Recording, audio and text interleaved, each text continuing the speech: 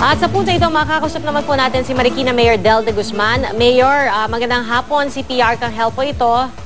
Ay, Ms. Pia, magandang hapon din po. Mayor, kamusta na po yung, kasi kanina bago mag-alas 10 ng hapon, narinig po namin tumutunog yung sirena. So, kamusta po yung pagpapalikas sa mga residente?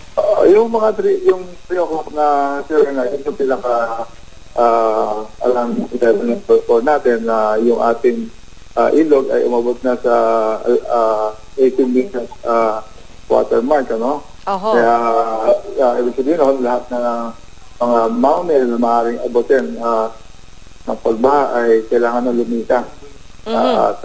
Opo. Actually ngayon dun sa live video na pinapalabas po namin, umabot na pala po sa 19 meters, no? Yung water level dyan sa Marikina River. Hindi pa naman po. Malapit na po siya 19. Sa guhit ng 19 eh. Siguro mga konti, may point something pa po, no? Pag tumaas yung agos, tsaka mukha siyang umabot ng 19. Pero, Mayor, paano ho ito? Syempre, pagdating ho ng gabi, baka yung iba, baka gustuhin nilang bumalik sa kanilang tahanan. Pwede po ba yun? Hindi na po. Babawalan na po natin sila. Dahil talaga mas mahirap na po pagka madilim na. Pagka mahirap magligas ng gabi, dahil madilim. Kaya, pagbawalan na po natin sila na makabalik sa bahay nila. So, halimbawa, Mayor, bumaba ito ng, let's say, 17, kung sakasakali, kahit na that's below 18, hindi pa rin sila pwedeng bumalik?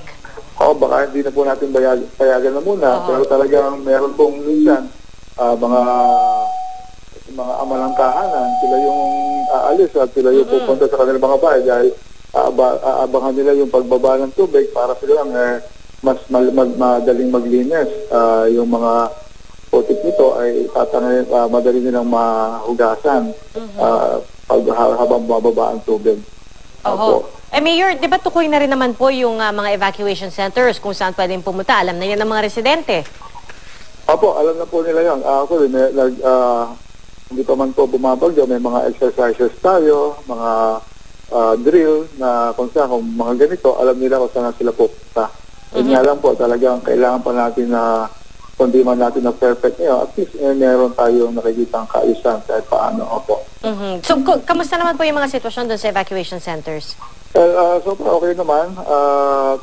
Kasama natin yung Secretary, nakita na talaga maayos daw at iba daw itong ating setup sa Marikina kumpara sa ibang napuntahan nilang mga local government. Mayor, kasi dun sa may tulay, no? Parang kanina actually mula po kanina tanghali, talagang marami nag-aabang dun sa may tulay. Ito ho ba ay dahil sinisilip lang nila yung ilog o dahil wala silang masakyan at nag-aabang po sila dyan? Madami po dun ay parang nag-uusyoso lang. Yung mga sasakyan naman na doon, dahil dito sa Marikina, yung mga tulay, may mga makatataas sa lugar. Kaya yung mga sasakyan po doon, yun po ay mga galing sa mga babang lugar na sinusuguro nila yung kanilang mga sasakyan na malagay sa mataas na lugar. So wala naman hong mga lugar na hindi, sa mga main road, wala naman hindi madaanan? So far, possible po lahat ng kalye sa mga main roads ng Marikina. Mayor, baka meron ho kayong panawagan o anunsyo doon sa mga residente ng Marikina? Ayan po, no? Siguro,